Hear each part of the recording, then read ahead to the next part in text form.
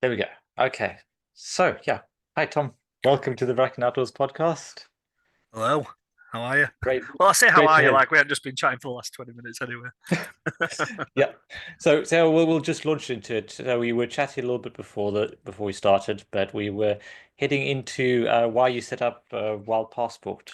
Yeah, so what we were just talking about, we were talking about what forest school is and what it isn't, and how you can define it, and whether it can be defined, and whether whatever definition that might exist might need redefining. So one of the key things with a wild passport, especially with the training that I did, is I'm, and I've said this for years and years, and it'd be interesting to get your perspective on it as well. I often think that the phrase forest school has become diluted to the point that it no longer meaningfully describes a single thing. I think it's become a brand name. No, maybe not a brand name. Okay, shorthand for a way to referring to a really diverse range of outdoor learning approaches. And because of that, it's to it not maybe not it within the sector. Within the sector, I think people tend to be quite sure and certain about what it is. But I think without with outside the sector, especially like SLT, head teachers, governors, they don't specific. In fact, I had a meeting at Coombe Abbey in Coventry with some head teachers, and I asked them this question about what do you think Forest School was, and I don't think there's really a good grasp um, amongst the majority of people know exactly what it is. They just see it as it's kids outside doing learning. There might be tools, there might be fire involved, but they don't really have a firm grasp on the pedagogy. And I think that's because, like I say, forest school is just used for shorthand. So, I mean, first of all, what do you think that's makes? Do you agree with that, or is that me just kind of like imparting my own Yeah. bias on it? No, I do agree, and I don't think the pedagogy is talked about enough No, overtly, and I think part of that is just a side effect of Instagram and Facebook, as yeah, we yeah, we we share pictures of crafts and children doing things, but we don't talk very much about the why. yeah, yeah, exactly. And so with a passport training, I often think people say schools will, and you'll see this as well. Being a freelancer, schools will often come to me and they'll say, "Can we have forest schools?" And you'll say, "Yeah." And then you'll get talking to it, and it becomes quite evident quite quickly that what they want isn't forest schools. What they want is time for children to spend outdoors doing these practical skills, fire, woodcraft stuff, quite structured stuff. And so then you've got to explain, oh, actually, that's not forest schools. I'm happy to do it and everything, but it's a different thing. But then you're going to school a couple of weeks later and they're still saying to the kids, you're going to do forest school now. In fact, worked in an urban primary school in Bradford. It weren't forest schools, it were outdoor learning. We're all topic themed stuff done in the playground. There weren't a tree in sight in this playground, and they still would refer to it today. We're doing forest school. So, and I was like, no, it's not forest school, but they still called it forest school because it's shorthand. Um, so anyway, sorry. So going back to the training, so the idea of the wild passport training was, well, what happens if people are doing this training and going into school when actually they don't want the pedagogy of forest school, they just want the skills in order to enable them to run the sessions like you and I do with fire, tools, shelter building, all those kind of practical applications, but they don't necessarily need the pedagogical knowledge and skills and the theoretical underpinnings that forest school provides.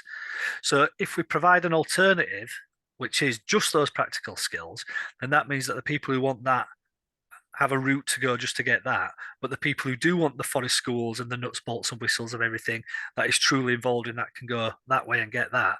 So you've got this real differentiation between. So forest schools can remain what it was always intended to be originally, and everybody else who just wants to do the outdoor learning stuff and the practical stuff can do that. So you've got two clearly delineated pathways.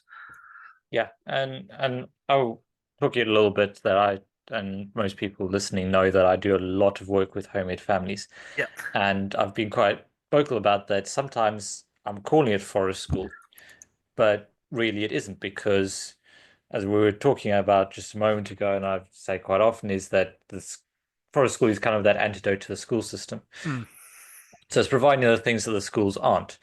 But if you go to a typical homemade family, chances are the child has plenty of time where they're self-motivated. Yeah, They have plenty of free time.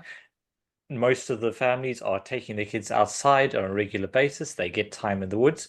yeah, So actually what they're going to benefit from more from a session that they're going to be paying me for, is practical tool skills yeah, and me providing a time and a space for them to interact socially. But yeah, sometimes yeah, they'll even have their own social events and okay, we all gather on a Thursday and we go run around the park together. yeah. So really they all that they're coming to me for is the skills. And So it's still labeled as forest school for yeah, me yeah, yeah. because it's just a convenient title and it's searchable. Well, yeah, exactly. So because it's a recognizable phrase that people will Google, knowing that that they're going to put that rather than time for home ed kids to do. So then this is where it becomes that the water starts to muddy a little bit, and this is where I think we were talking about the principles, the forest school principles, and I think sometimes they can be misinterpreted or interpreted differently between different people depending on what you want them to be. So I can't remember offhand what it is. It's the one about um, um, using forest schools as a um, uh, uh, um, integrating curriculum outcomes into forest schools. I And think there's something about a learning-based community. I'm just having a look. Long-term process. This is uh, yeah, I think it was about specific. But the point I'm trying to make is there ever a role for didactic teaching within a forest school setting, or does forest school have to be at all times child led? Is there ever a time in I've put it in air quotes because I'm not sure. I used to use the term pure forest schools anymore, but I think I'm moving away from that because, like I said earlier on, I'm not sure that there is such a thing as pure forest schools anymore because it's so nebulous and so differentiated depending on who you talk to. But I do it comes up quite frequently, and I do think so. I think that's a really important question. Is there ever a time for you or me as a teacher to stop what's going on and saying, "Let me teach you this way of doing this thing"? Now, you will get forest school leaders that will say absolutely never not. And I Mm, think that's again that kind of going the filling the opposite side of the scale. So mm, children, average school child is in class, a lot of time sitting down, a lot of time being told what to do by a teacher.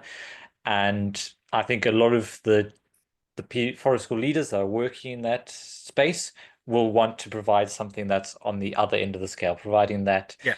that opportunity just to play, just to be in a way. And I No, feel that and I is agree, really and valuable and important. it is. It's really valuable and important. I wouldn't want to suggest that there's not a place for that at all. Yeah, no, I know what you say. The where I'm bringing in the but now is but sometimes there is a real opportunity and there is a value in being adult led. Mm, And I see that most, as I say, a lot of homemade families, that's what the children want and that's mm, what the children need because they have that unstructured time. So my my role is then passing on knowledge. I've gained knowledge, I've gained skills. I want the children to have a sense of achievement. I want them to learn things. So at times it will be more didactic. Other times it might be just based on the child, whether I go, you know what, actually, you could benefit from just yeah, experimenting with us. yeah. Or Or, you're clearly getting bored with that set of things that you've done 500 times before. Let me show you what the next step is. So to challenge yourself, so you remain engaged, kind of thing.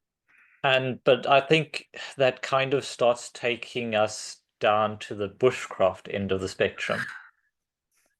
Yeah, And but what would sometimes there's an overlap, and I change hats as I go. And I'm quite happy to move straight from, okay, we're playing a game with bubbles straight away through to, okay, let's put fletchings on an arrow. Yeah, yeah. But that, I mean, so there's a couple of things I think. So there are some people, and I'm not one of them, because you said it when we were chatting before we were recorded, and I've not heard it referred to that before. But I love the idea that Forest School is a spectrum, like you say, from this really child-led, let's go play, run through the woods, and I'll kind of be there supporting or observing that, to like you say, this opposite end, this didactic end. And I think that's a healthy way to look at Forest School. It exists on this spectrum, and at any point on that spectrum, what you're doing is Forest School. I do know that there is a section of practitioners that would argue this bit, this didactic teaching, cannot be Forest School, but this bit over here, the child-led stuff, is. So there are some people out there who would argue if you're doing that teaching, then you are no longer doing Forest School. What you're doing is outdoor learning. I disagree with that. I'd agree with you. I think this bit is as important as this bit. I think this is probably more heavily weighted to the child play thing, but I think one of the skills is knowing when to intervene and when skills need teaching. And actually, so on the passport training, sorry, go on, Bracken. Yeah, so my thought on the spectrum and scale. So if you take a group of children out into the woods, Hmm. you have a mud kitchen Yeah. and you have some binoculars and stuff, and you just take them there and they just play and there's never a fire, there's never tools. Hmm. Is that forest school either? Or Like, so, is that just forest play? well, yeah, is it just play outdoors kind of thing? Yeah, outdoor play. No, I agree. And this is, again, I mean, we said it before, and I keep going back to it. This is why I think it is really important that the sector as a whole attempts, and I don't know if it's possible, but attempts to define what are the differences between forest school and forest play. Because I've had this conversation um, again with my colleague Simon. We talk about this quite a lot. Is forest schools what would happen? Is it what happened traditionally when kids just went off and played out? Without having a trained adult on hand to make sure. And is it what would happen? What would happen if you took the adult out of the formula altogether and just said to the kids, "Go play in the woods"? Would that be forest school without the adult being there, or does it only become forest school when the adult's there in situ? Um, I think the word school there would would indicate there's a teacher or a leader. which indicates then that that adult has a role to teach something. Um, but going back to, Or sorry, go to on. keep things safe or to prevent harm. And that's what I would argue that kind of one of the primary roles of a forest school leader is to create manageable risk so nobody gets maimed and nobody dies. Yeah. So interestingly enough, the lesson that I was running this morning, the one that I was running for Coventry that I was telling you about, we were doing about the play theory and the play risk, and the what did they say? Risky play is play that involves the perception or involves the potential for perceived risk and danger. Um, but I would argue that risky play. I mean, you and I will have played out when I certainly did without adults, and there was still risky play. But again, this all comes back to that definition, and I think it's such a woolly phrase, and I think it becomes more and more diluted every single year, where people don't really know how to hang their hat on it. But the point I was moving towards originally was this is one of the a lot of people, and when I first launched the Wild Passport, and obviously I advertised it a lot like the Forest School Facebook pages. I was always really keen to say it is not Forest School in of itself. It's not Forest School because it is quite didactic. There is a focus on, or it can be quite didactic. There's a focus on progression, and there's a focus on measuring movement in terms of like skill and knowledge improvement. But one of the things that I came to realize is that you can do it in a child-led way and you can nestle it alongside forest school, but also it's almost incumbent upon us as teachers, facilitators, practitioners, whatever you say, to teach those skills. And I mean, we touched on it there. a little bit earlier. If little Johnny's been lighting fire with a ferro rod for 6 months and he's done it, and now he can do it. He can do it with his eyes closed. He can do it behind his back. Any challenges? I think it's incumbent on you to a know the next step and b be able to teach him the next step. So, um, what was it? It's all that kind of Vygotsky stuff where actually originally the ferro rod was outside, it was above his like zone of proximal development, and then it moves into it because you're supporting it, and then that becomes a known thing. So everything kind of shifts down a thing. So then you've got to teach him the next thing and then support him to do that until that becomes known. And that's how we, step forward in our learning and kind of get onto more and more complex things. So I think that's really important to say that uh, that can only, I think, be accomplished with adult initiated play. I think it can still be play, but it's still up to Tom or Bracken to say, "All right, Johnny, have you tried this? What about this? I know you like for lighting fires. How about we have a go at this? I'll show you how to do it. This is how it works. You have a go."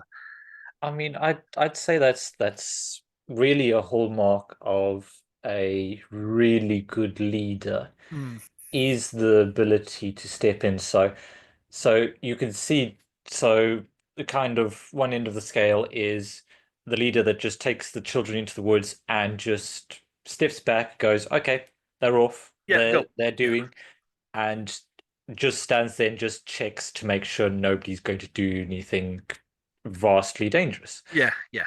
But the really good leaders are the ones that recognize when learning has reached as far as it can go, Mm, and when actually even something as simple as just walking over and handing a child a ball of string yeah. can be that little push Hmm. to move as you go, take it right back to Vygotsky, that zone of proximal development. You're scaffolding the learning Yeah, by yeah. helping it to move forward. And sometimes with some things we have to be more direct. I mean, Absolutely. Yeah. very few forest school leaders would advocate for just handing a knife to a child and telling them to work it out. Yeah, precisely. And this is where, to a large extent, I think the argument for like fully, and again, this is a definition thing. What do you mean by child led? What do you mean by learner centered? But there's always got to be a point, especially when you're doing things like you say with tools, knives, and fire and whatnot, where you go, actually, I have to take the lead on this, and I have to tell you what our rules are, how we do this safely, what my expectations are, because well, you wouldn't be insurable otherwise, would you? Because you'd just be everybody would be missing fingers all the way. So there comes a point where there has to be a hierarchical teaching structure, and I have to say, if you do this, how you communicate this is maybe up for debate. But if this happens, we cannot do this. This cannot go ahead because you're endangering yourself or other people. So as much as I appreciate that at times it's side by side learning, there comes a level of responsibility that you and I as leaders have to kind of ultimately it's on our heads, and we have got to be the ones who say this is how this is going to work. I don't think there's any way around that. Yeah, and it will the amount of intervention that you give is going to differ depending on your groups, the Absolutely, yeah. aims of the group, the ages. Like I'd say older children tend to benefit a lot more from that because they're more willing to learn and they're able to do Mm, more. I think for me, the way I if I kind of bring it take it up to the highest level and highest level thinking and just go, okay, principle centered. One of the things that I view things through is the ancestral lens, mm, because for a million years or whatever, our brains formed a certain way. We learned a certain way. So we spent most of our history as hunter-gatherers. yeah, So yeah. our brains are in many ways still wired for that. Oh, I'm a big believer in evolutionary psychology. I think it is like one of the main motivators for more or less everything that we do. So I'm with you on that.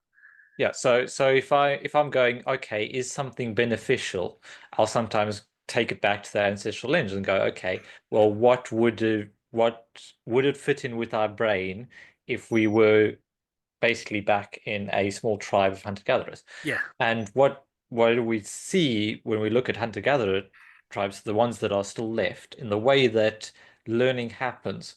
So children have a lot of freedom. They mm, they go out and they go and play and everything else. And when learning happens, so they'll do a bit of learning themselves, mm. but often it will be an adult who's working on a project or whatever, mending a fishing net, for example. Yeah, And yeah, they'll come over and they'll watch, and then they'll be encouraged to take part in that. yeah. And there might be some subtle corrections here and there, Mm, but is there that side by side learning? mm. And I would say that's really the holy grail of child development is tons of play and some learning. But we've also in other ways moved on from hunter-gatherer times. We have other skills that we need to function in modern society. Yeah. Math, science, and English, which may well need to be taught more didactically. So we're trying to balance it. I know it's a And lot to take in there. I'm interested to know your thoughts. no, no, I think you're right. And I think the other thing is that learning now is on a timetable, whereas the learning that you describe, it was untimetabled and they would just absorb it naturally over time rather than by the end of year four, child has to be able to do this, this, and this, and this, like national curriculum stuff. And if you're operating at this level, yeah, I can't remember, is it I can't remember what they call it now, but you're operating at an expected level, or you're exceed. Is it expected and Yeah. exceeding? I can't remember anymore. I should probably know this with my kid being in year six. Um, but so going back, another part of that about didactically teaching skills, I think, and I think this might get forgotten a little bit, is the idea that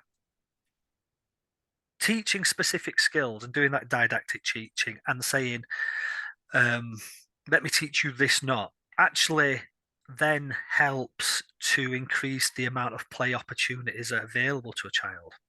So the example you gave earlier of taking the string over to the child and even just giving them the ball of string, if you can teach them a simple knot, then it opens up a lot more applications for, let's say, shelter building, for example. So I liken it, and I say this like use this analogy quite a lot when I'm teaching knife skills, is with whittling. If you know the forehand cut, so this is seems to be the one that is almost well, it is the first one that's ever taught on a forest school courses, but I don't know. There's not many forest school courses that seem to go beyond this. So the forehand cut, it's that kind of punch cut grip, and you know the one just to sharpen a point or just to take the bark off, and then we stop there. So that gives you one way of doing things. If you teach a variety of other cuts, if you teach a thumb push and you teach a stop cut and you teach a saddle cut, and then you teach even like a draw cut, um, just by teaching all these different skills, what you're doing is you're increasing a repertoire. And I think of it almost like a vocabulary.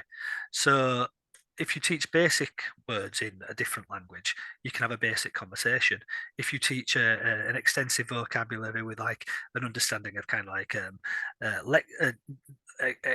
extensive lexicon and like understanding of syntax, then you can have debates, you can write prose, you can write complex stuff. And I think it's the same with the skills that we teach in forest schools. The more skills that you can play, the more that you can teach, the more complex their independent play can then become, and the more that they can create independently. Um, so actually, you're not just teaching them tools, you're not just teaching them skills, you're teaching them extended tools for play, and they can be more creative as a result of that. Yeah, you're giving them a toolkit of skills. Exactly. It's kind of as you said, like English. If we teach all of the words in the English language, then all of those can be pieced together in many different ways Yeah. from a Yeah. poem down to an instructional manual. Exactly. And Yeah. it's really opening the door to limitless creativity. The more Precisely. words that someone knows, the more complex and the more creative they can get with that. Exactly. Exactly. And so there's a value to me of taking a percentage of the time that they're with you to teach a didactic skill in order to make their play more rewarding and more beneficial in the long run, I think. Yeah. And yeah, the issue that does come in sometimes there is that when the children aren't ready for it. Yes, yeah, And we and I know you're well aware of this is and no doubt you feed it into your practice at all. You know when a child is like, okay, they just need to run around the woods in Yeah, circles and go yeah, lie in a hammock because nothing learning wise is going to happen now. And that's where we see the value in both approaches exactly. and the right approach at the right time. We're not, and that's where I'd say the hallmark of the greatest practitioners and leaders and teachers are recognizing when it's time to be didactic, when it's time to be creative, when it's time to just step back and let a process happen. Um, It all comes back down to what are the children, where are they at, and what are you hoping to and achieve? and that's part of why that relationship stuff and that long term stuff is important because you've got to get to know the children and spend enough time with them to fully understand where they're at. But also, then if you've got that longevity, that long term stuff, then you can actually start recognizing when they're ready for the next steps. But I would say, and this is where I do think the kind of links between Forest School and the Wild Passport kind of work quite well because the so we're split into five sections. We're split into beginners, advanced beginners, intermediate, proficient, and expert. Where the expert stuff is the stuff like fire by friction, that kind of thing. Quite high level stuff. Whereas the beginner stuff is really foundational. How to sit safely around a fire circle and whatnot.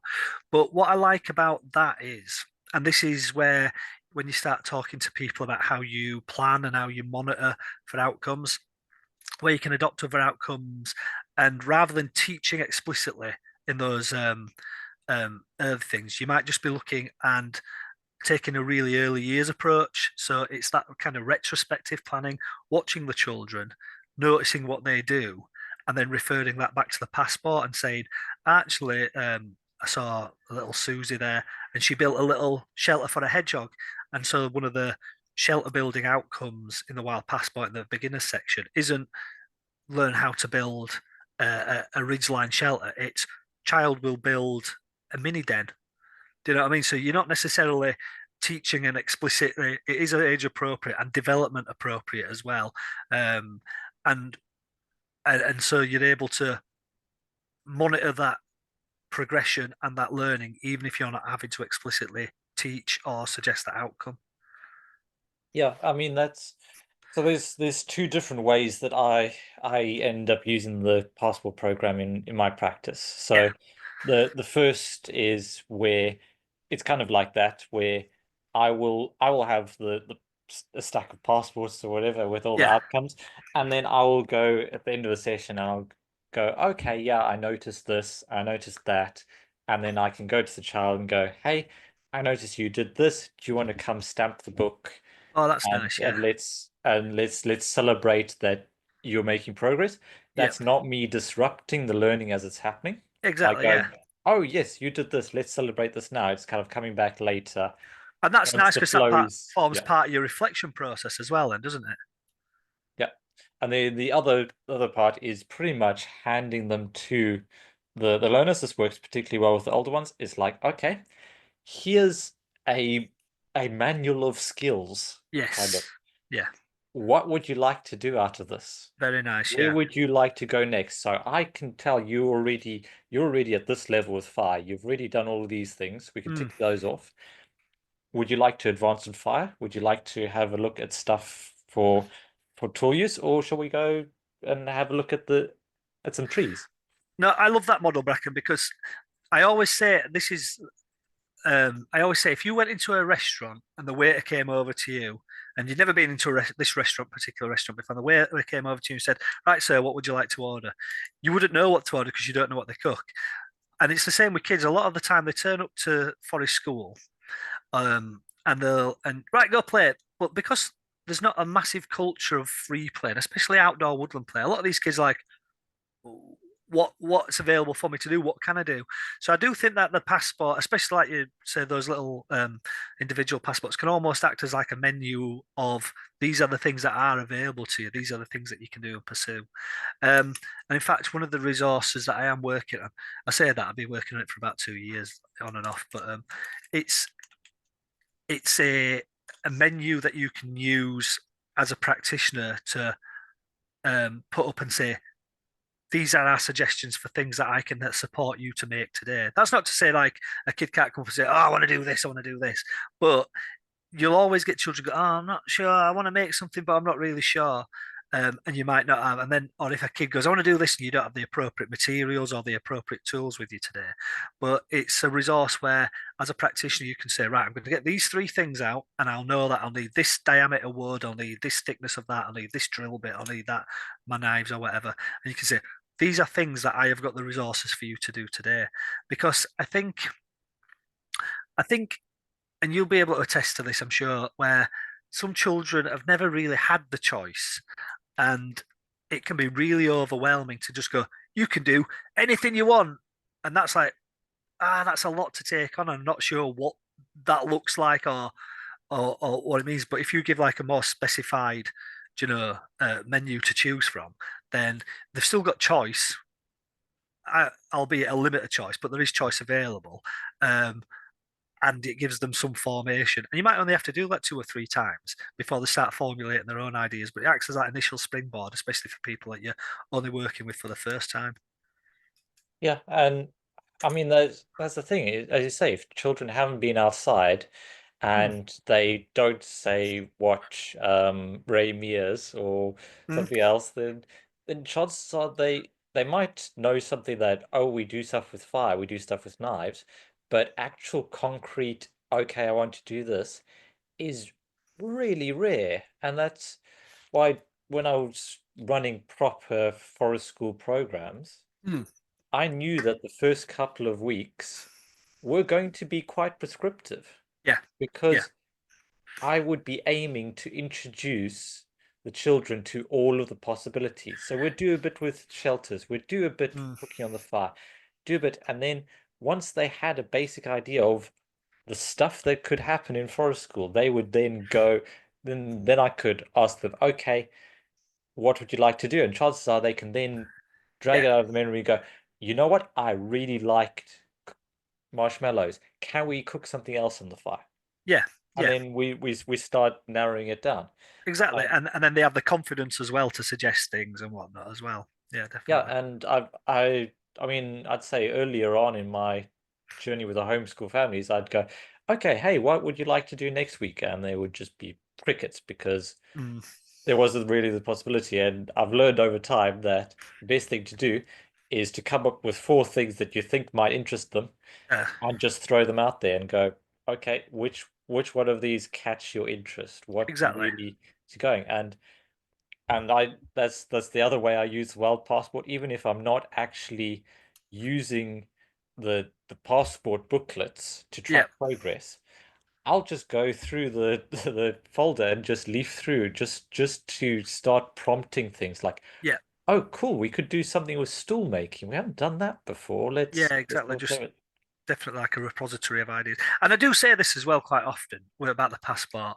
I was running a session last Saturday for Bradford Forest School Network, and we were talking about it. We are just messing around with some tools.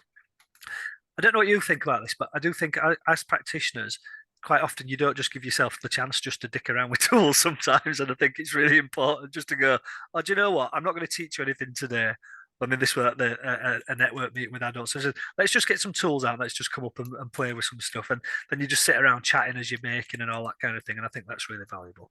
Um, but the point I was getting across last week was the passport's not the Wild Passport. It's 125 learning objectives, but none of them are like you'll read these and go, I've never heard of this before. All it does is just codifies them and puts them in an order that make more sense for progression. So these are the easy ones. This is probably where kids should start. And as you go through it, these get more and more difficult up until this, which is really difficult. But also that this skill that you learn in this bit actually relates to this skill. So what you're doing by doing this is you're reinforcing what you learned there. So it's not like things standing on their own. The idea is that it's like a cross-curricular approach. So this bit relies on this skill and this skill and this skill. So you've got to do these things before it's possible to do this thing. So there's always like going back and forward and redoing skills all the time rather than one and done. I've done that. I've learned that one knot. We'll never touch it again. Do you know what I mean? So but I wanted to ask you where you were saying that. Then I was just thinking, what's your position on the entire process is important, product is not important? Or do you think that both are important, but process is more important than product? And I'll tell you for why I ask, because as an adult, I this might be like testament to my low self-esteem or something, but I love creating something and then taking a photo of it, like carving something, put it on Facebook and getting validation from people going, "Oh, haven't you done well? Isn't that nice?" So if I feel that as an adult, why is that not legitimate for a child to feel? I know it's extrinsic motivation, you know, we're not supposed to encourage it, but I think there's value in that as well. Yeah, that is a good question. So I'm coming from more of a left-brained makeup. I'm very much driven by practical projects. Yeah. So I will do something if I have a purpose behind it, if it's Mm, got to turn into something at the end. yeah. So I'm not very good at crafts up until I have a reason to make them. If I'm making something for someone else and it's Mm, a birthday gift or Christmas gift or whatever, yep, motivated, on it, interested, I get stuff done. If it's just, okay, well, I have this bit of wood, may as well make something, may as well have fun carving. It won't be the same drive. no, It won't be the I'm same thing. exactly the same. I've seen something, and I've done this multiple times. I'm currently doing a chess set, and I've seen it, and I think that is what I want to produce at the end. I'm motivated to do it. If you just said just carve for the sake of it without an outcome in mind, nah. But my I go on. I could almost say that at risk of being a bit I said I'd say that it does break down in gender norms as well within this. So Okay. something that I'm looking to do a lot of work, and I've done quite a bit of work with, is working specifically with men, and Hmm. they most of the men I've met are quite driven by doing something and having a product at the end of it. Right. That's Motivated interesting. by, okay, what change can I create in the landscape Yeah. if we're doing something like conservation? Yeah. What is the end product here? If it's chopping wood for the fire. So it's almost using the product as a way to get the process because I know the process will be beneficial. I know Yeah. the actual act of splitting wood or the actual act of carving a spoon will be beneficial. The product is the hook that I brings it in. agree. I agree. But then the question is I mean, I don't agree with this, but just kind of throwing it out there. Is that because people have been conditioned to believe that the spoon at the end is the important bit of the product? It ain't for me. I love that. I love having the thing, and I remember in my job before this, I was obsessed with doing something. I remember having a annual review, and I remember my boss at the time said, "What do you want to achieve?" And I said, "I want something that I can stand back at the end of the year and say I did that. That's more important to me than the actual process. But having completed, so I suppose the passport's testament to that. It took me, coming home from work on an evening for 6 months and doing it all myself and typesetting it all and that. But then think it's like this is a thing that I created and this will always exist because of the work that I did.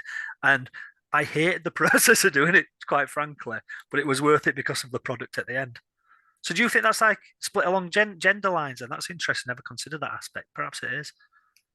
Well, see, I see both in the spectrum because obviously being a guy, but also because I have homemade families that join me, and it's going to be majority mothers that attend these sessions, Mm, and I try and really make it family forest school. So it's not just about the kids. It's okay. Well, kids, if the kids don't have an interest in this particular craft or project or whatever, mm, just hand it over to the parents yeah. and really encourage them to have a play with it. And I see a lot more willingness to just do for the sake of doing Mm. rather than for the end result. End result is satisfaction. There's satisfaction in there, but at the same time, the it's more process driven, I feel.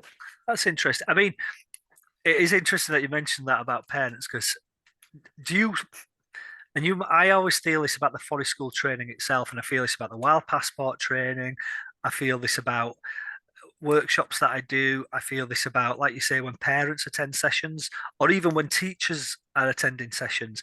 I think adults doing these things probably get more out of doing them than the kids attending the sessions do. There's so many people who I've worked with who have said, "Oh, the forest school training or the wild passport training that I went on, I loved it. It was brilliant, and it gives you this real buzz and this real sense of what could be and stuff." And people go back into schools, and I was the same when I did my wild passport forest school training. I did mine. It was the year before my boy were born, so it had been 2010, 2011. And I remember being so inspired and absolutely buzzing, and everyone was the same. And people come out of that training with such like an energy and stuff that I mean, kids love it, don't get me wrong, but the impact that it has on adults, I think, is far greater than the impact it has on kids, which I think is interesting. Well, again, it's coming back to that. What is it balancing out? What is it addressing? Mm. That, and I think is an aspect of that's why we have the current forest school industry that we have. Is that it? A lot of the leaders we have are driven into the space and driven primarily by pure enjoyment. That So, that the forest school leaders get a massive amount out of it and just want to yeah, continue sharing it for all time. I think you're absolutely spot on. And I wonder, because it's obviously beneficial for children, but I wonder whether it's it fulfills a lot of unmet play needs in us as practitioners as much as it does in the kids themselves. And I wonder if that's just symptomatic of being a grown up in 2025 in Western civilization. I wonder whether it's just we're so removed from all those things. I mean, I love games anyway. I love board games, I love video games. I'm a real game fiend. And I think just the opportunity to play, and I think that's what carving is for me when I do a lot of whittling, and even when I build furniture and things, I think it's a problem solving and a play thing. I think those aren't really catered for, and actually, in some senses, I'm going to say especially as men, but I'm not sure that's true. But play is kind of it's seen as frivolous, isn't it? And it's seen as silly and something that children do. And I wonder whether, as adults, there's this entire, you know, untapped like avenue of getting adults to play more. Do you do much CPD? Do you run much CPD, Bracken, for teachers and whatnot? Not a massive amount. No, Well, I do bits and next, pieces every if you now ever and then. get a chance, let me just say, if you run hide and seek game with a group of teachers on an inset day. It's like it's a marvel to behold. Like if you can get them comfortable, like and their guard comes down and they're in the right headspace, they will. Honestly, they're far more into it than any children that you'll ever work with. In fact, one of the worst injuries I ever witnessed in Potty School was a teacher who got far too involved in hide and seek, and she leapt behind a bush and she cut all her knee open on a rock. She went full stuntman. Um, but yeah, I think there's something there that it's more powerful amongst adults than it is amongst kids. Yeah, I think it's missing. It's certainly missing, and you're right. There is a whole stigma around it, and I Do you mean, think what that might be? What outside the of bush? organized sport, I'd Yeah, say I'm gonna that say yeah. Well, I'll come back to that in a second because I had an interesting conversation with Lily about this a while ago. But do you think that's what the entire kind of I don't know if it's modern. I think it's relatively modern. The modern bushcraft movement is about. It's a, a more socially acceptable way for, and it's predominantly men, I think, who bushcraft as a hobby. That's not to say that women don't do it, but I think it's predominantly men. Is it a more socially acceptable way for men to play out? I I don't see as much playing within bushcraft.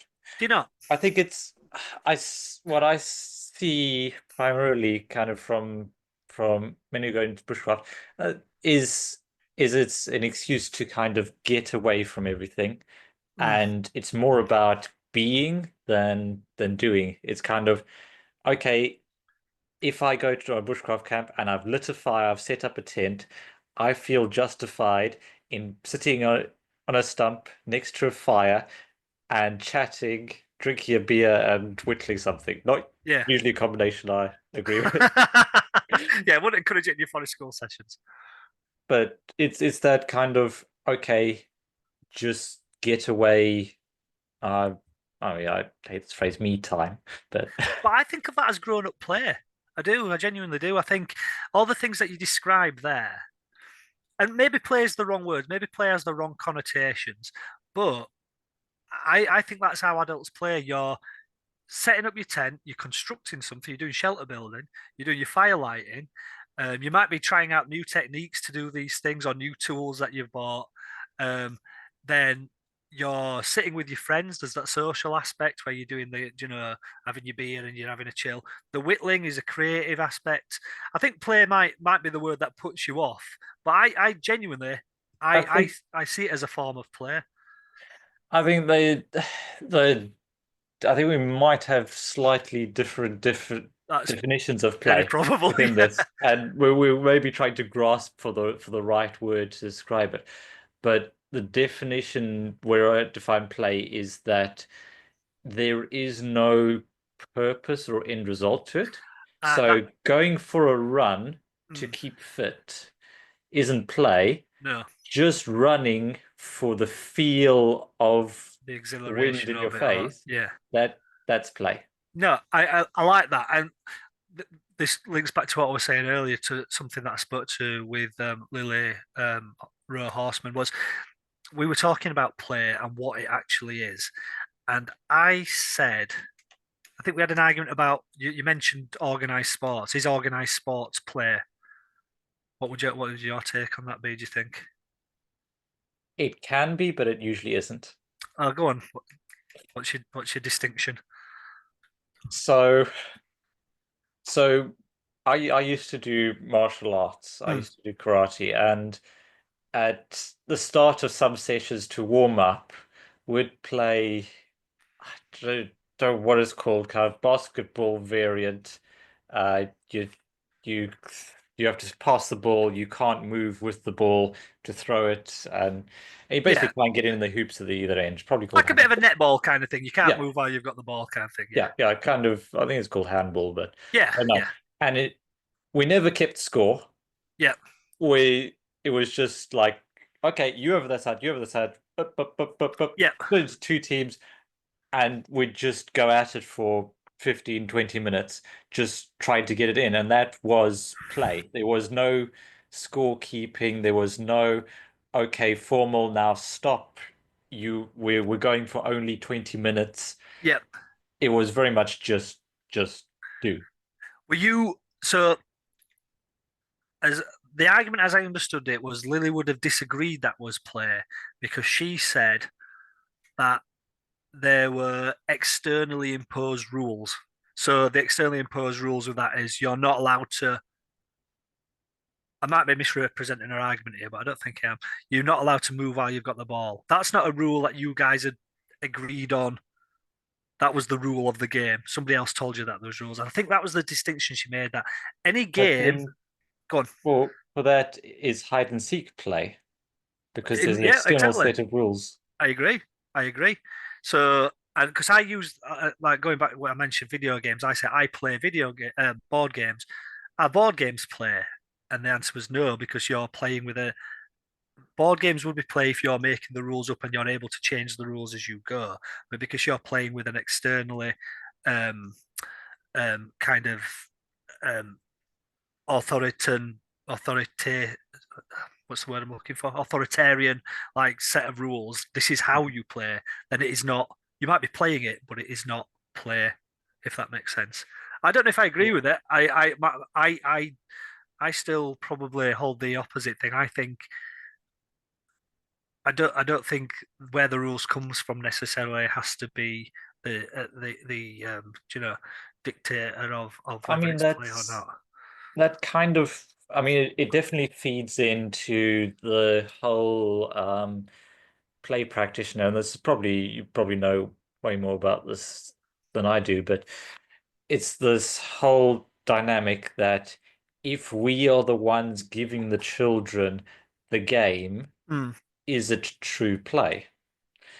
And I would say yes, but child-led play is a higher version of that. So, So child-led, directed, and organized yes. is better than just regular play. So again, play exists on a spectrum, is what we're saying, where it can be. So the model that she uses, and I find it, I've used it a few times since, is that there are four. It's like there are four sections of play, four quarters of the thing, and you can have adult led and adult initiated play. So it's initiated by the adult, and then the adult leads it. So that an example of that would, I suppose, be going, we're going to play hide and seek, and so the adults initiated it, and these are the rules. The adults leading it. The other one you can have is you can have adult initiated but child led. So you could say, we're going to play hide and seek. What are the rules? And then the children come up with the rules. And then you can have child initiated. I want to play hide and seek, but adult led. Okay, we'll play hide and seek, but this is how we're going to play it. And then the one that you're talking about is child initiated. I want to play hide and seek and child led. Let's make up the rules. So there are like these four variations using the same factors. But I find that a really useful model for envisaging how play doesn't have to always be child led or child initiated. And this takes us back to the passport in a sense, because then you can then if you've envisaged that model, you can then see actually there is a place then for adult initiated play or adult led play, um, using like the passport as a basis. Today we're going to build these shelters. How do you want to build it? Or the child comes to you and say, today I want to build a shelter. And as an adult, you're leading saying, right, this is how we'll do it. So it's still child led or child initiated, but as an adult, you're having a real, you're feeding into that process and able to either use it as a springboard or direct that process to a particular outcome. Yeah, I mean, that's a really good quadrant, and I've been dealing with something similar on the I'm currently studying as a wilderness therapeutic practitioner, Oh, is and that it with was the EQE stuff? yeah, I've yeah, heard really good things about that course. Are you enjoying it? amazing, yeah, Yeah, I've heard amazing, really positive things. and they it was a similar kind of quadrant where it was going, okay, are we? It was who's kind of leading it, who's suggesting it, Mm, and then also going into whether they are overt or covert about the particular goals and aims. yeah, Are we actually going to talk about this? right. Are we going to go, okay, today we're lighting a fire, and then we go and light a fire, and the participants don't realize that actually lighting the fire is there's goals within that, there's Yeah, processes within that. yeah, And sometimes you go, okay, no, we are going to think about ideal self now. So you're going to go off and you're going to think about ideal self. And it's very much an overt, this is what we are doing. mm, And I want you to be thinking about that. yeah. And within that quadrant, we're not saying that one is necessarily better than the other. No, precisely.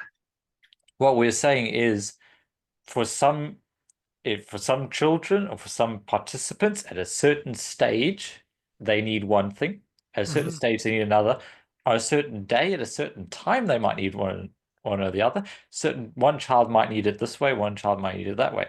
There might be a child that is just paralyzed with indecision Yep, and yep, fear about doing something wrong. They may well need a very guided, handheld approach yeah, to allow them to succeed and achieve.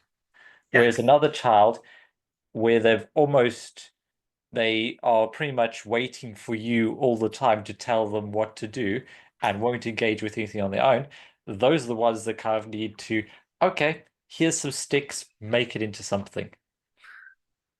So what I'm kind of hearing there is, and it's come up a couple of times in this conversation, that one of the key skills of being a practitioner is being able to identify and change your approach depending on the needs of the child. And this goes back right back to the beginning of the conversation. We were talking about it being on a spectrum. Now, one of the things that I don't like in any walk of life is um, almost like fundamentalism. This idea of this is the right way, and I will always do it this way, and you can't tell me this can be done differently. And I think there's a danger that forest school can run the risk sometimes of having a almost fundamentalist kind of this is how it's got to be done. And I think the real skill and the real strength of forest school or of a forest school practitioner should remain in being flexible in that approach and knowing what's appropriate and when it's appropriate. And one of the things I often say in the wild passport training is, oh, did you do your original training with Bracken, your forest school? I did with Katie Ward over in Homestead Manor Nurseries in Ibstock.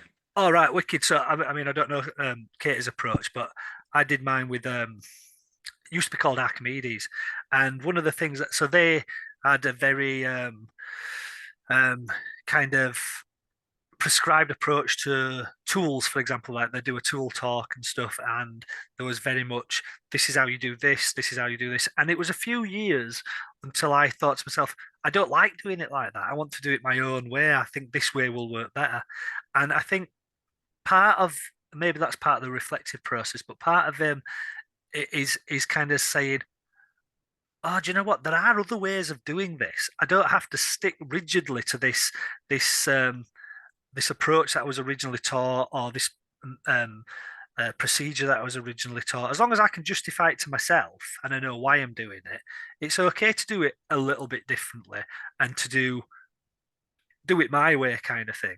And so I really don't like the idea that there's only one way to do it, and if you don't do it, and this I suppose goes back to what we are saying right at the beginning about pure forest schools, it's like there's got to be loads of different ways to it because, and this is, I make this really kind of explicit in the wild passport, that the passport's not there to say this is how you run this program. It's a framework that you can choose the bits out that work for you. You can do it in the order that work for you because the setting you're working in, Bracken, with your home ed kids is not the same as the urban setting in Bradford that I'm working in, and there's no way I could replicate what you do, or you could replicate what I do, or that it'd even be appropriate because they have totally different needs. The school or the home ed parents are looking for different outcomes. And so I don't think it's helpful at all to say, um, this is the way that this should be done, that forest school should be done, that tools should be taught, that, you're not allowed to do this in forest school. Um, so this goes, I suppose this links into what we were saying about maybe the principles need to be changed to be more flexible or to truly reflect the kind of diversity of delivery that exists in forest school. I don't know. Yeah, it's oh, It, it's big. It's meaty, isn't there's it? That. a lot of thoughts there. I'll try and unpack it in a logical order. So first of all, my favorite movie quote of all time: "Only a Sith deals in absolutes." Yeah. But And there's an irony in that as well, though, because then the Jedi are saying that is an absolute. exactly, yeah, exactly. Um, but yeah, it's I've come across this quite a bit, and I can't remember what the thread was on a Facebook group, but someone mentioned they were doing something a certain way, and another person chimed in and said, "No, I've never done it that way. I was trained this way. Yeah, I will always do it this way." yeah. And there were 90% of the other people were on the other side of it, Mm, other side of the fence. And it was very much, no, I got trained this way, so this is the way I will do it for the rest of my life and for the mm, rest of my career. And I think part of this is a result of the fact that we are trained mm-hmm. and it was also through Archimedes that I trained. So I had that Okay. same kind of prescriptive approach, and I never said a tool talk ever again. Yeah. I was no okay. I mean, you can still find my tool talks on video, and I cringe every time I look at them. Uh, and you've been trained, so you kind of go, this is the way. And Well, you accept that because as this is how you do it, don't you? yeah, Yeah. and partly it's partly because you have 2 weeks, 10 Mm, days to pack all of this stuff in yeah. enough that you are going to be able to leave and not immediately kill someone. Mm, It's that's hopefully the goal. Where's the real better long-term goal, and what I would hope that most forest school trainers would be thinking about is how can I create a reflective practitioner? Because that's the thing. Forest school qualification was only ever designed to be the starting point. well, I It often was- say it's a bit like learning to drive. You actually start learning to drive once you've passed your test, kind of yeah, thing. Yeah. exactly. And and it's only kind of through reflection and moving forward Mm, and also having a play. And I think that's where you see the difference between someone who's come in with a very much a bushcraft and outdoor background hmm. and someone who hasn't, who's come, say, from regular teaching, Yeah. is the people who already been in that outdoor space who fundamentally just enjoy being outside and doing stuff outside and want to continue learning. They will continue playing with things and they will continue iterating and developing and moving forward. And as part of that, they will then take on and discard practices and Hmm. whittle it down and hone it down into their individual learning and teaching style. Yeah. Yeah. I agree. I mean, for me, the biggest thing that I dropped, and it took me a while to do this, at, from what I learned from forest school training, was use your bill hook to split wood. Yeah. And It's a mystery to me why that's involved. I've been very vocal about this. It's not the right tool. I feel No. it's not the right tool. Your hands are really close to the blade, Hmm. and you know what? Actually, an axe is designed for that. You can Hmm. move your hands further away from the Yeah. head. It's designed to split something apart. But I think the only reason why a bill hook has been used so often is it looks less scary. I think they look more scary than an axe. Yeah, I'm with you there. I mean, at least the sharp ones.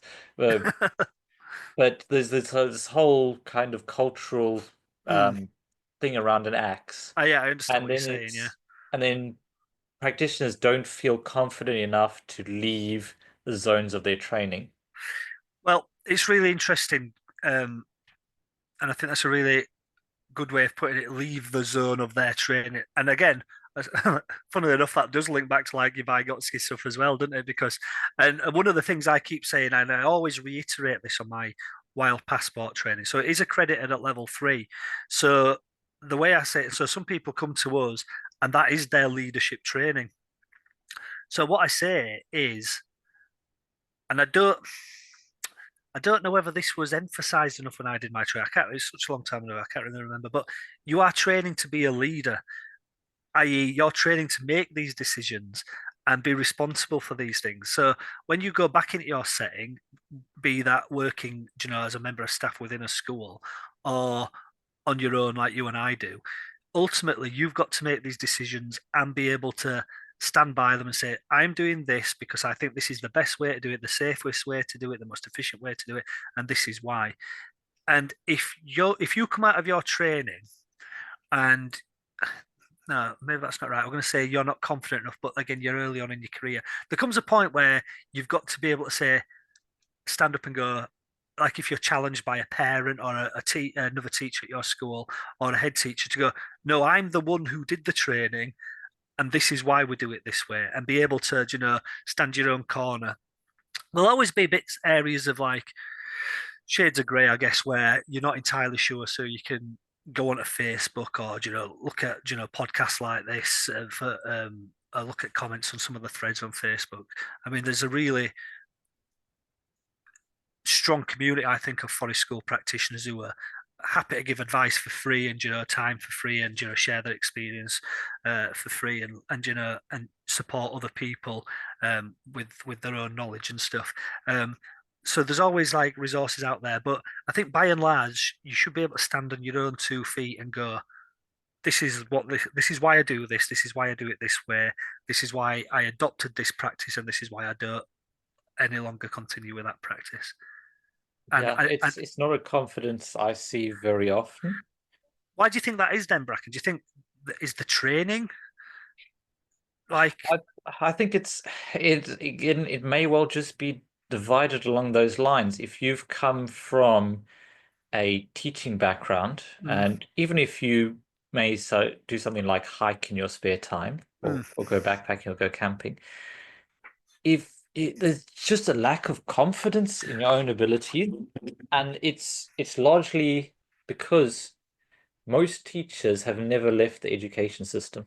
yeah, They've and they've it, they've gone straight through from primary, from nursery through to university, and then straight back into schools. And in schools, you're given a curriculum, you're given the firm boundaries. mm, You have to do things this way. yeah. You are graded and marked. Maybe 20, 30 years into your career, you might work up the courage to stand your ground on something. Well, actually, it starts earlier than that, doesn't it? Because actually, that's what being a pupil in schools like as well. You've got all these boundaries, and this is right and this is wrong. And I suppose in that sense, going to forest schools is different because it's the first time you're learning without those externally imposed boundaries. Yeah, and you also don't. I think it's also partly the isolation. I mean, Yeah, it's difficult to stand on your own as a newly qualified forest school leader if yeah, you've done basically 10 days worth of training, and some of it's just going to be pedagogy, mm. and you're then kind of thrown Thrown into to the your wolves. school, Mm, and you're like, okay, now you are responsible for the safety and well-being of these children. You may have only ever been to a couple of other forest school sessions in your life. mm. You may have only seen it from the point of view of a TA and a Yeah. completely different age group. You Well, may not have that kind of, okay, this is what forest school can look like. And I can feel look like we're like as kind of, well. sorry, yeah, I say can look like. I mean, I think that's a really yeah, key phrase because, again, going back to it's not a case of it does look like this, but yeah, it yeah, can look like this or it can look like that kind of thing. But uh, I don't know whether it's a fundamental problem with the training because I think the training's really good. Or the training I did was really good. I really enjoyed it. But I mentioned earlier before we started recording that I'm running these apprenticeships for Coventry City Council, or I'm involved in running them. So it's a long-term scheme. It's 18 months, and as part of it, they do their Forest School Level 3, they do their Wild Passport Level 3, they do the EQE, is it Wilderness, yeah, Therapeutic Wilderness Interventions, as they call it. yeah, Um, to so, level two. yeah, Yeah, so they do that. They do the ITC Learning Beyond the Classroom qualification. I think that's it. They do the first stage, so they get well because it's over such a long period of time. yeah, You build up an awful lot of experience and confidence in the training process, and part of that training process as well is as tutors, um, going out, watching them in setting, working with them more intensively. Now, I, it's an excellent scheme. Coventry Outdoors, which is Coventry Council's outdoor learning um, department, have run these across the Midlands. We did one up in West Yorkshire, and we're hoping to start one again in September. So it's a really good opportunity. Um, and by the time you come out of it, you've not just had those 10 days, those that discrete 10 days, you've had months and months of support experience, and it gives you a chance to really deep dive on a lot of the stuff, the theoretical stuff, the practical stuff, the group management stuff. And I do wonder, well, it's undoubtedly a better approach to me. I don't think it's necessarily, I, I don't know how you make it a more mainstream approach, but I do think obviously the more time you can spend learning in that is it's got to be better.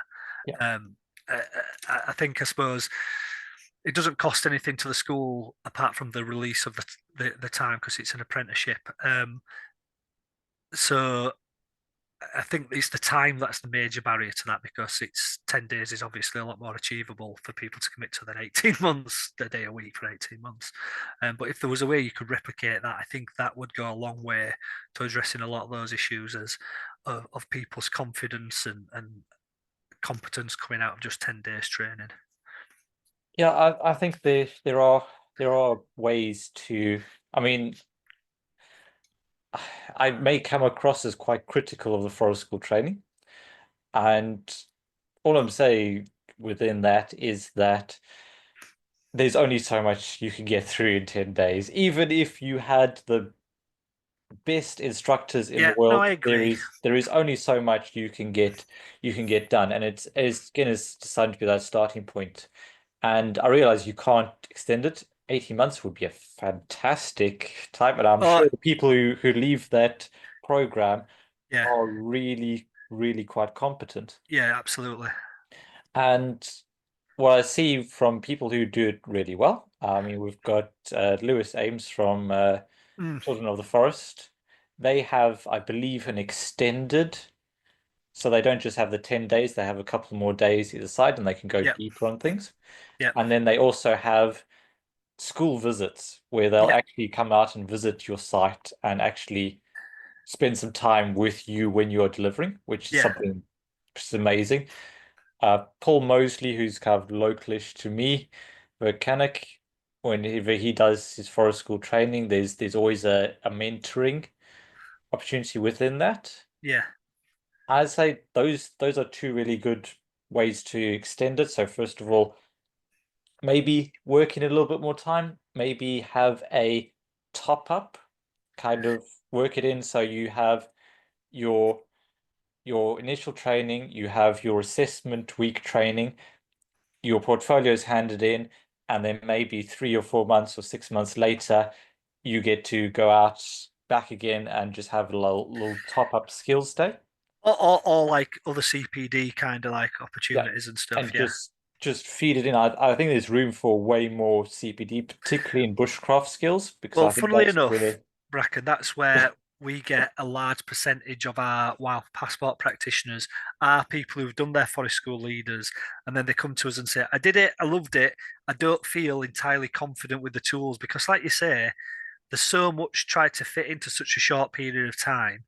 They wouldn't necessarily have spent enough time on the tools and the fire to feel maybe they feel competent doing it to themselves on their own, but maybe not confident and competent enough to teach it to children. So they'll often come to us and they'll feel that they'll identify that as a gap in their knowledge and skills and say that's why I'm here because you're offering specifically those practical skills and that's the bit that I feel I need to spend more time improving. yeah, top up days, CPD, maybe a little bit more access to trainers after the Mm, fact, because it's not just, okay, we've done our assessment weeks, you're pretty much on your own until you hand your portfolio in yeah. with a lot of trainers. Mm, And I'd say the third thing, something that EQE does really well, is they make it a point to create a tribe, and you have the people yeah. you train with, and they're like, okay, you guys are going to create a WhatsApp group, and then you should try and maintain that, Yeah.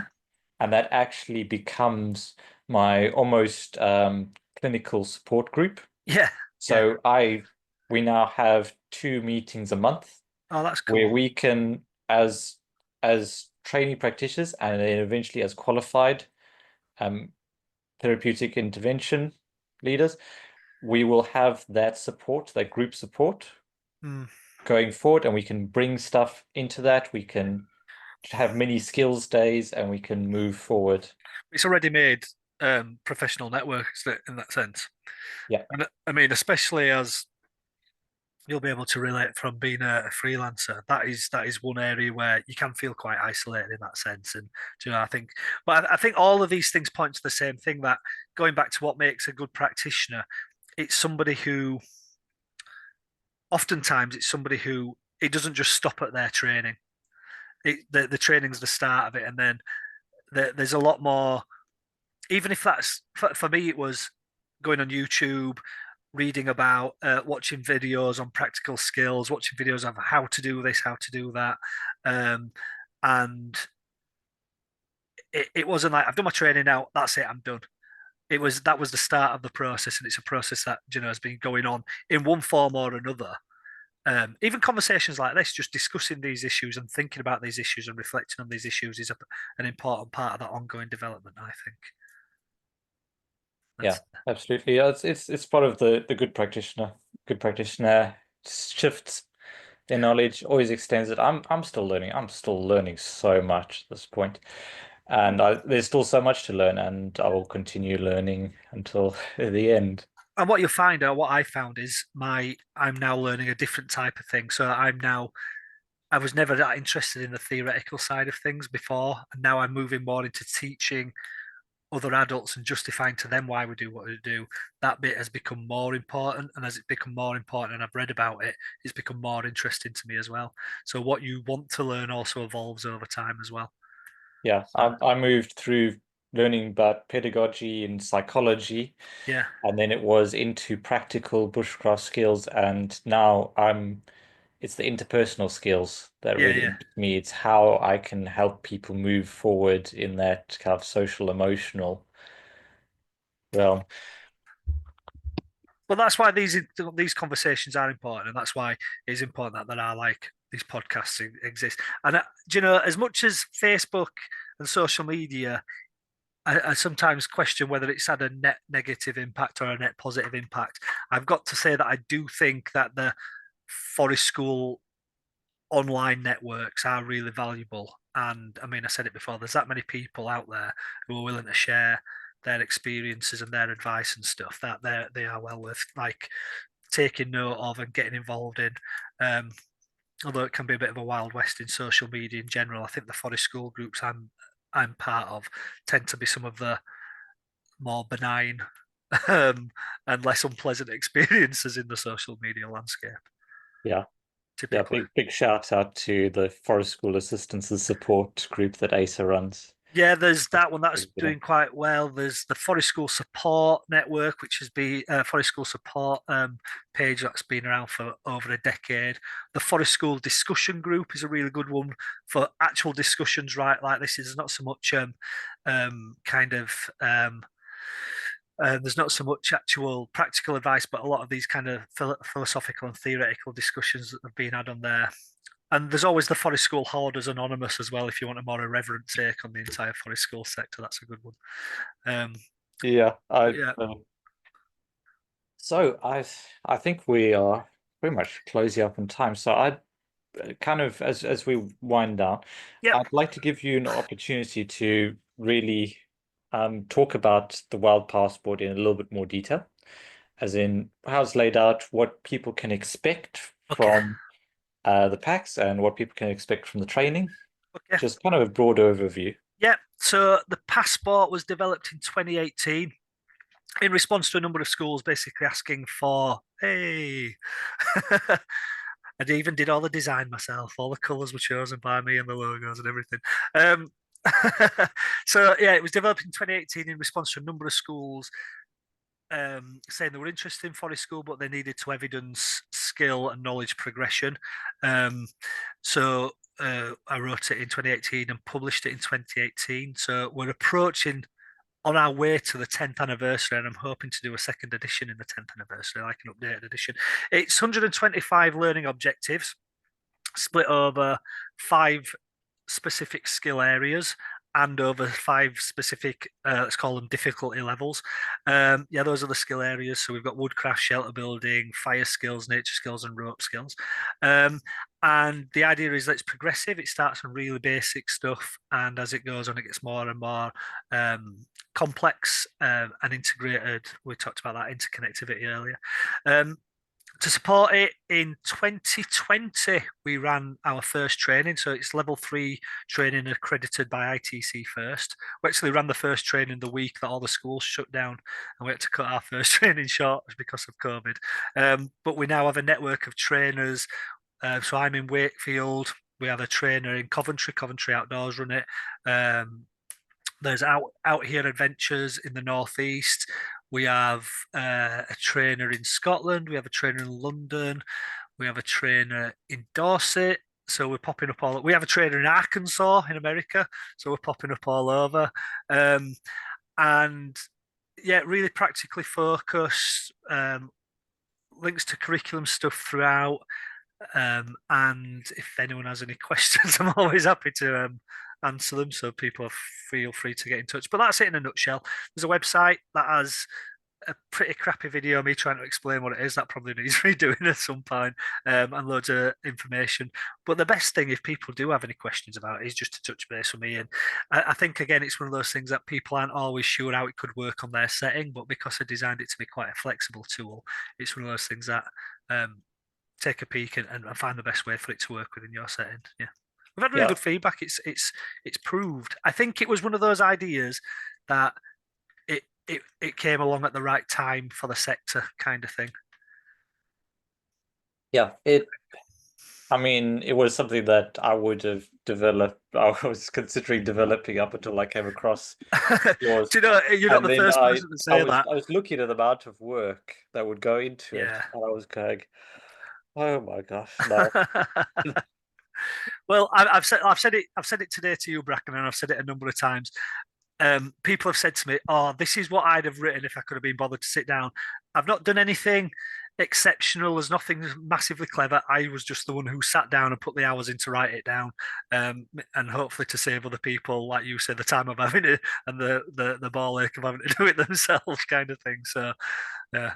I mean, yeah, it's a really fantastic structure. So Thank you. just kind of paging through the what I have here. I mean, you've done I mean, I say this again and again. You've done a really amazing job on this. Oh, I appreciate It's it. so it'll give you like the learning objectives. It'll give you the resources that you need. Yeah, It'll talk you through all of the skills you need to know on that. It'll give you ideas of how to extend it, what activities specifically target that. So if yeah, something like wrapping wool around a stick, there's going to be a practical activity yeah, attached to that. And it'll give you all the national curriculum links. So if you've got school breathing down your neck, then yeah, yeah. you've got plenty within there.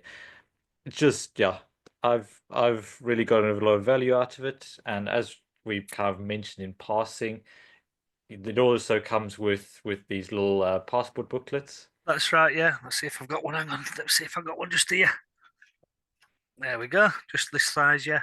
So Yeah, these are they're made up of all the learning objectives inside, and they can be ticked off. The kid can put their name in.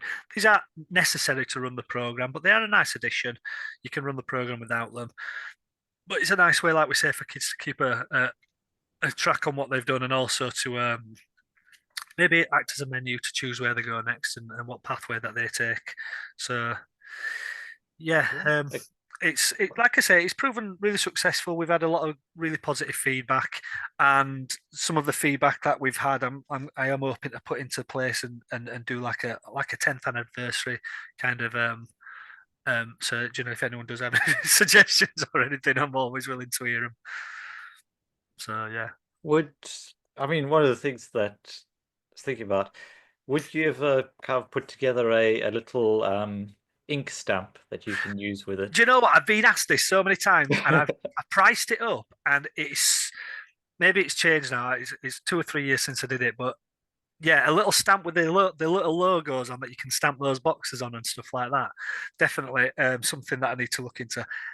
I'll have another look into it. The amount of times I've been asked that is insane. Um, One of the things that one of the guys down at Coventry did actually. So he's one of the school. He's from a school and he's part of the apprenticeship program.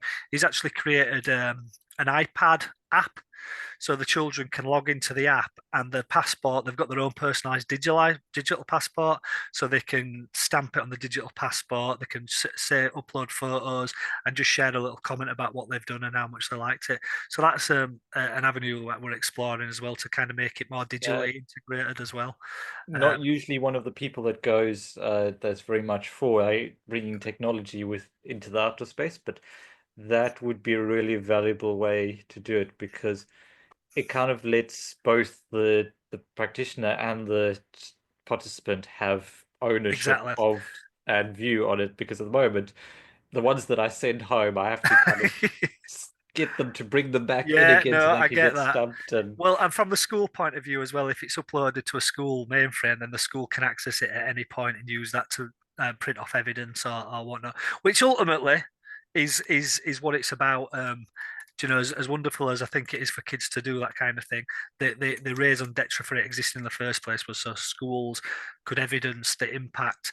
And my thinking was the more tools that we as a sector provide for schools to evidence impact, the more sustainable these things will be in the long run, Yeah, I think. absolutely, because schools need to be able to justify the Precisely, yeah. time and the money and Yeah, everything else spent on these programs. exactly. So the more evidence and more resources we can give them to fight the good fight to keep Yeah, these things running, yeah. pretty important. Just a quick note on the stamps. The way I've done it is I went online. You can get those kind of custom date stamps. Yep. So I just had one made up with Bracken Outdoors, and then I just set the date to the day and Oh, punch. nice. That's a good idea. Yeah, That's it's a good that's a idea. nice little touch, and that means they You can have to also send me where you got them from, and I'll have a look into it. yeah, it's Amazon. They're quite they were quite affordable, but you could Right. probably find a wholesaler that will do An a even lot more better than affordable us. version. Yeah. I'll have a look. I'll have a look. It's a good idea. Excellent. Well, thank you so much No, I've for really your enjoyed time. chatting, Bracken. Sorry if I've gone on for too long. No, no, it's fantastic. Anyway, thank you. And yeah, Thank nice you. to have met you. And I look forward to chatting to you again in the future. Take care of yourself, buddy. Yeah.